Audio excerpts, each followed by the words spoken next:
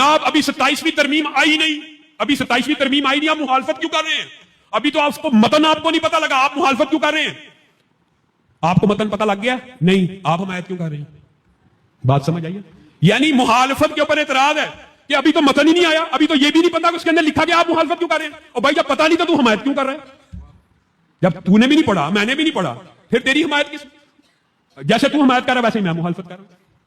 مولانا فضل الرحمان کے اوپر اعتراض کرتے ہیں وہ جی کس بات سے مخالفت کر رہے ہیں؟ ابھی تو انہوں نے پڑھا ہی نہیں۔ بھائی اگر پڑھا ہی آپ نے بھی نہیں، آپ کس بات سے حمایت کر رہے ہیں؟ عجیب و غریب فلسفہ ہے۔ اور پھر مسجد کے مولوی کو جی تنخواہ دیں گے، وہ اپنا نام رجسٹرڈ کرائے گا، یہ پورا ایک پلان ہے کیا کہ مولوی کو خرید لو 25,000 دے کے؟ وہ مولوی کو نہیں خریدنا، اصل میں وہ مسجد پہ پوری کا قبضہ کر لینا۔ اب یہ مسجد اس مولوی کے ماتحت ہے جنہوں نے کروڑا روپیہ لا کے بنائی ہے، جو محلے دارہ نے بنائی ہے انہوں نے چھٹی، اب حکومت ہی کی۔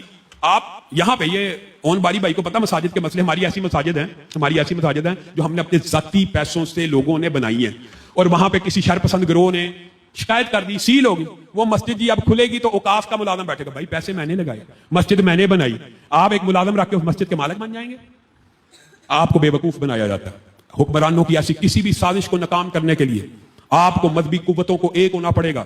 اہل حدیث دیوبند کا اور مشترکات کے اوپر بریلویوں کے ساتھ بھی ختم نبوت کا مسئلہ ہو، ناموس صحابہ کا مسئلہ ہو، ان کازز کے اوپر فلسطین کاز کا مسئلہ ہو، ہمیں ایک ہونا پڑے گا۔